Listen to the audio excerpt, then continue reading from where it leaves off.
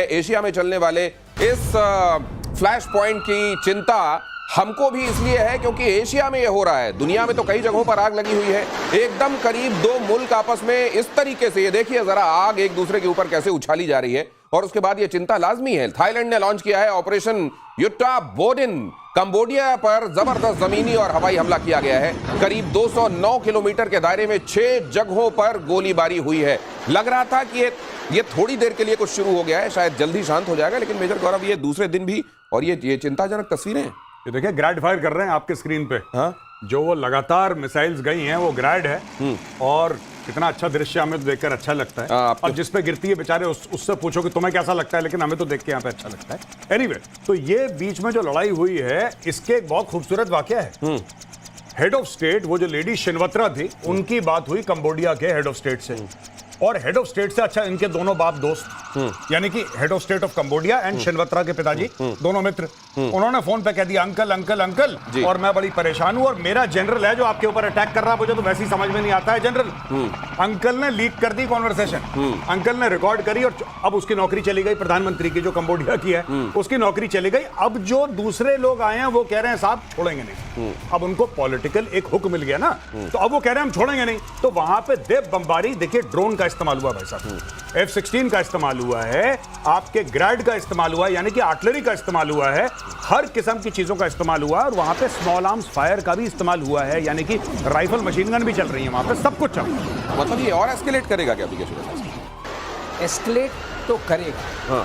लेकिन escalation ladder में थोड़ी दिक्कत ये है कि कंबोडिया के पास, अगर कंबोडिया में कोई घुसता है तो कंबोडिया अपने को बचा सकता है, ये तो उसके पास ताकत है।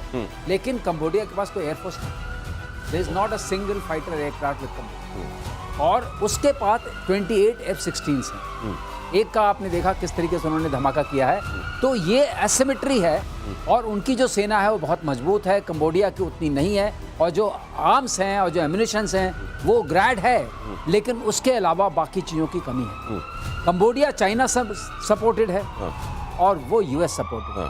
तो ये एक तरीके से अब अगेन प्रॉक्सी वॉर आप कह सकते हैं बिटवीन चाइना एंड US की कौन डोमिनेट करेगा। और ये भी देख लीजिए आप कि अंकल केवल रिश्ता नहीं होता, एक चिप्स भी होती है आप जानते हैं, और साथ में परेशानी की वजह भी होती है जो यहाँ पर हो गई है। आगे देखिए कि पाकिस्तानी नेता अली अमीन गंडापुर, उनका कबूलनामा, गुड तालिबान के नाम आतंकियों को पाल रही है ISI। गुड तालिबान के नाम पर आतंकियों को पाला जा रहा है ISI की तरफ से। आतंकियों को ISI ने पुलिस से छुड़ाया, गुड तालिबानियों को वर्दी पहनाकर कश्मीर भेजा जाता है ISI की तरफ से। खैबर पख्तूनवा के मुख्यमंत्री हैं अली अमीन गंडापुर। सुन लीजिए, ये है दुनिया ये कह रही है कि आप कम से कम टेररिज्म के मामले में गुड बैड बंद कीजिए, terrorism is at the end of the day terrorism.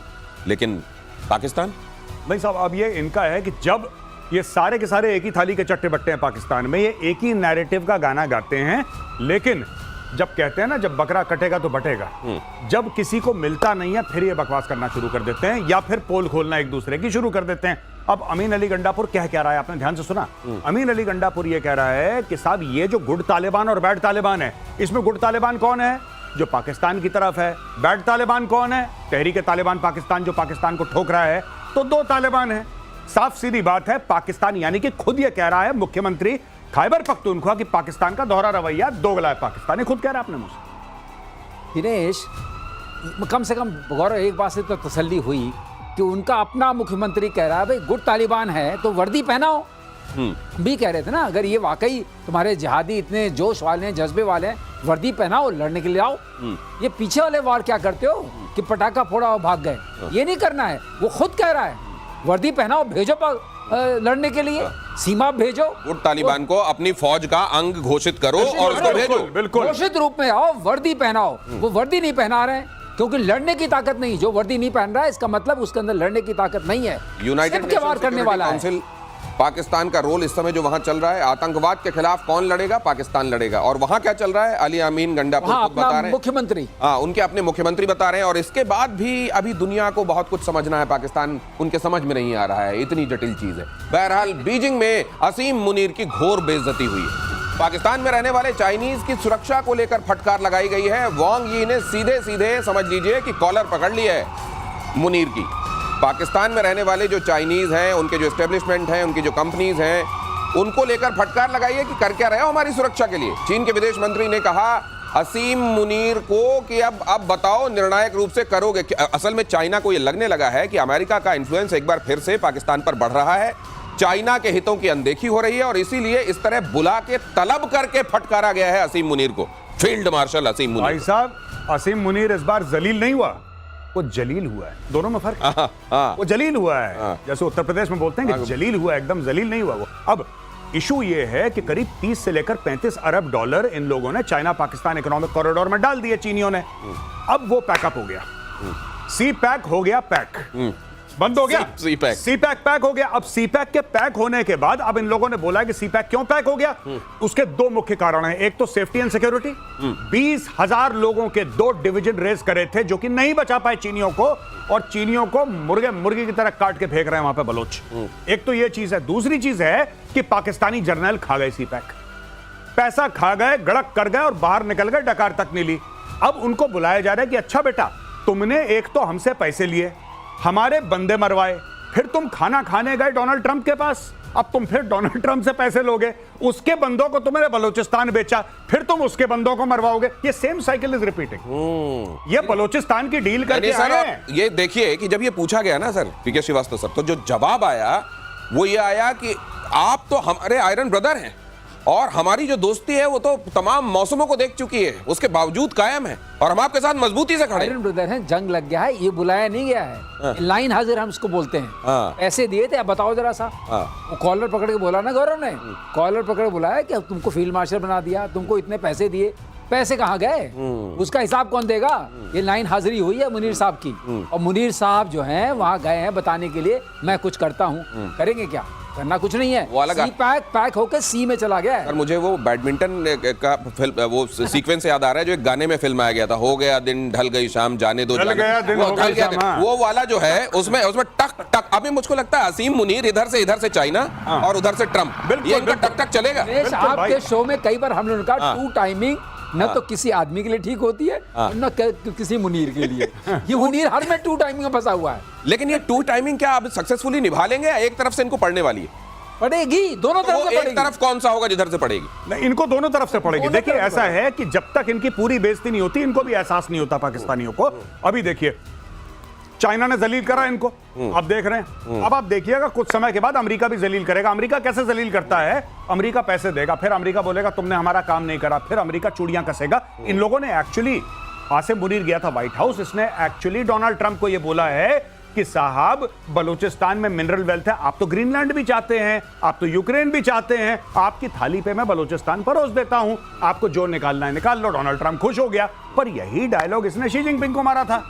अब यही तो है जो कह रहे हैं ना कि टू टाइमिंग किसी लिए अच्छी नहीं होती, ना इंसान के लिए ना फील्ड मार्शल के लिए। तो इसी में जूता पड़ने वाले हैं इसको। तो ये बहुत बुरी एक तरीके से खबर है पाकिस्तान के लिए। लेकिन जब वहां पे पहुंचेंगे असीम मुनीर तो देखिएगा यूं पहुंचेंगे जैसे न जाने कितनी तारीफ चाइना में उनकी हुई है। अगली खबर देखिए, ईरान इजराइल में फिर से युद्ध की घंटी बज गई है।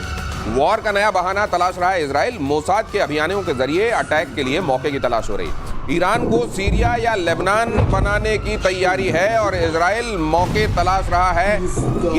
ये खबर नए नए रूप रंग लेकर रोज आपके सामने आ रही है, कभी ऊपर से, कभी दक्षिण, कभी पश्चिम से। लेकिन ये खबर रोज आ रही है। भाई ये खबर फैला कौन रहा है? सबसे पहली बात, ये खबर आ कहां से रही है? इजराइल तो फैलाएगा नहीं, अमेरिका फैलाएगा नहीं, ये खबर ईरान खुद फैला रहा है।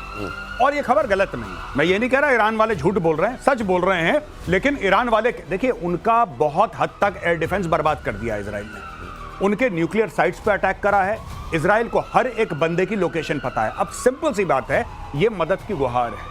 ये मदद की गुहार है कि भाई बचा लो, देखो अटैक करने वाला है। देखो डोनाल्ड ट्रंप, तुमने बोला था सीज फायर, अब तुम्हारी बेइज्जती कर रहा है हमारे ऊपर अटैक करके। अच्छा, इजराइल भी कह रहा है सीज फायर, लेकिन बीच बीच में हैप्पी दिवाली होती रहती है। अच्छा, तो ये जो बहादुर लोग होते हैं वो सीधे सीधे हेल्प मी नहीं कहते, वो ये कहते हैं कि बहुत मारने वाला है, ये मुझे बहुत मारने वाला है, और इसमें ये लिखा होता है कि आओ मुझे बचा लो। अगली खबर यह है कि सीरिया के बहाने तुर्की और इजराइल में तनाव बढ़ गया है। सीरिया पर बड़े हमले की तैयारी में है इजराइल। डेविड कॉरिडोर प्लान को पूरा करने की चर्चा। ये क्या है, हमारे एक्सपर्ट्स आपको बताएंगे। डेविड कॉरिडोर प्लान से 4 हिस्सों में बटेगा सीरिया। तुर्की ने कहा कि किसी भी कीमत में हम ऐसा होने नहीं देंगे।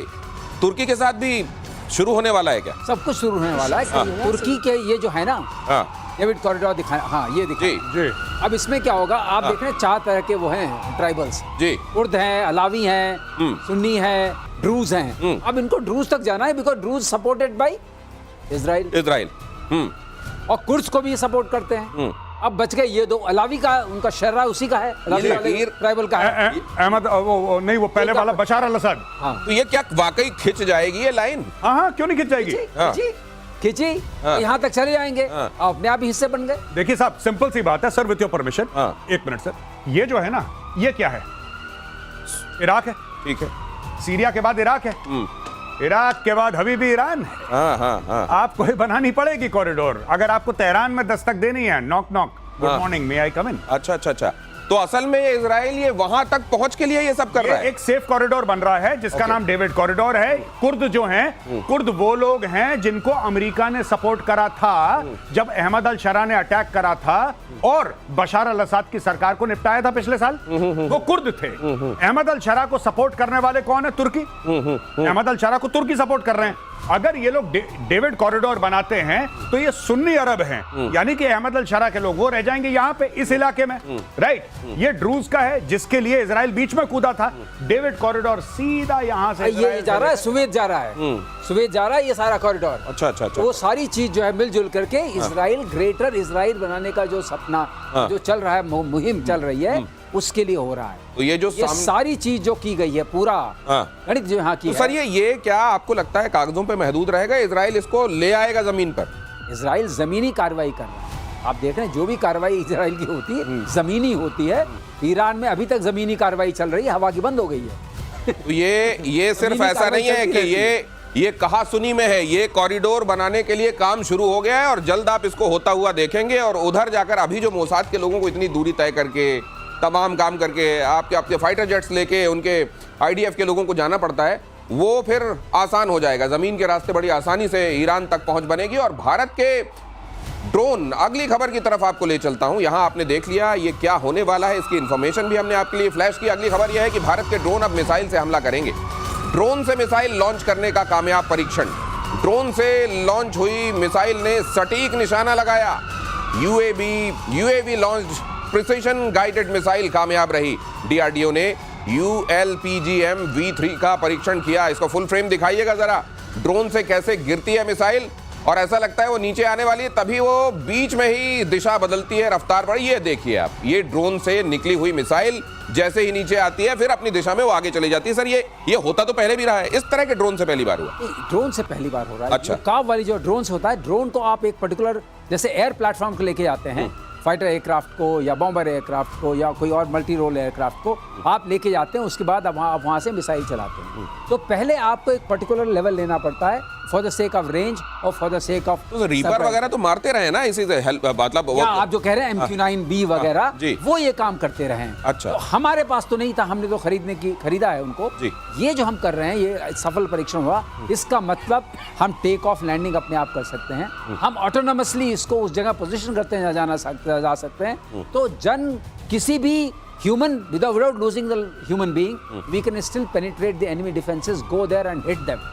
एंड ये प्रेसिशन गाइडेड मिसाइल है। अच्छा। इसका मतलब ये जा करके, जब हम प्रेसिशन गाइडेड मिसाइल्स इस लेवल से बोलते हैं, इसका मतलब ये लेस देन 5 मीटर्स के इसका CP होगा, सर्कुलर एरर प्रोबेबिलिटी, और मेरे ख्याल से उससे कम भी हो जाएगा। तो जब सर ये इतनी ताकत, हम इस तरीके की विशेष ताकत अगर हमारी अपनी बन गई, दिनेश आप ठीक कह रहे हैं, इसका मतलब क्या हम बढ़ रहे हैं उस तरफ जो हम कह रहे थे, inorganic soldiers, army of none, and war still goes on. ये वाली स्थिति हो रही है क्या?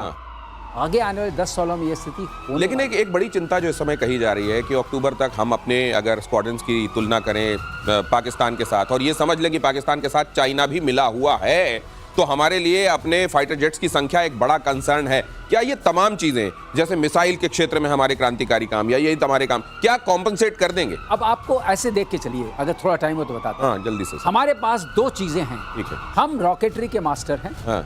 हम अब सीख रहे हैं AI इनेबल्ड ऑपरेशन करना या इसको टेक ऑफ करना, ये करना, पहुंचना दुश्मन तक। अगर ये दोनों चीज़ों को हम मर्ज करते हैं तो ये ताकत हमारी उस ताकत को कॉम्प्लीमेंट करती है, जो गैप है उसको कॉम्प्लीमेंट करती है, फुलफिल नहीं करना। एक वर्ड होता है फुलफिल, एक होता है कॉम्प्लीमेंट Compliment करना। करना। गैप आपने इस वक्त रखा है, संभाल के रखा हुआ है। जैसे फोक स्टडी होती है, hold one front fight on another, ये होल्ड कर रहे हैं लेकिन ये फाइट के लिए तैयार रहना पड़ेगा। तो उस फ्रंट पे सर, मतलब ये जो है, अगर वो कॉम्प्लीमेंट तो कर रहा है लेकिन कॉम्पनसेट नहीं कर रहा है, तो ये चिंता तो बरकरार रहेगी। चिंता बिल्कुल बरकरार है और मैं कई बार ये कह चुका हूं, I am not from the air force, sir senior है मेरे, he knows much much more than I do. Fact of the matter is कि ये जो आत्मनिर्भरता का पूरा मामला है कि हम अपना बनाएंगे, बिल्कुल बनाएंगे, बनाना जरूरी है, इसके बिना आपका कोई चारा नहीं है, लेकिन आपकी स्क्वाड्रन स्ट्रेंथ लगातार दर लगातार गिर रही है।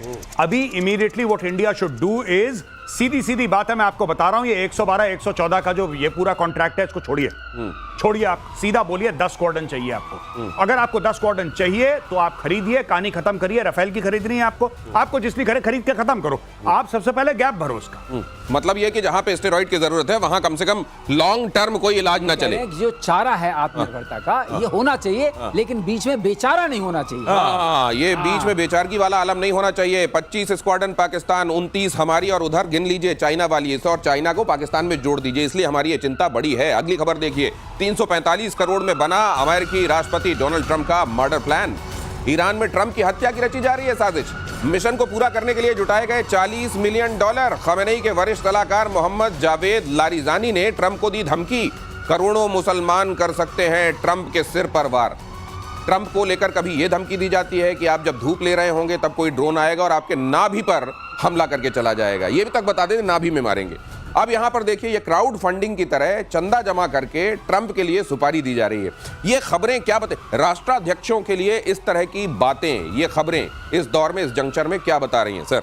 बहुत बढ़िया चीज है जो ईरान ने कही है, वेरी गुड ईरान। अब होगा क्या कि जब, क्योंकि जो ट्रंप है ना वो बड़ा ईगोइस्टिक आदमी है, ये बात सही है, ट्रंप के बारे में सच है ये। अब ये बोल रहे हैं हम ट्रंप को मार देंगे, ट्रंप की सुपारी $40 मिलियन। उन्होंने मस्जिदों से भी अनाउंस करा कि आओ सब लोग पैसा दो, तो ₹5 ₹10 मिला मिलू के इन्होंने इकट्ठा कर लिया। अब इन्होंने एक्चुअली ट्रंप की सुपारी दे दी और ये पहले भी हो चुका है।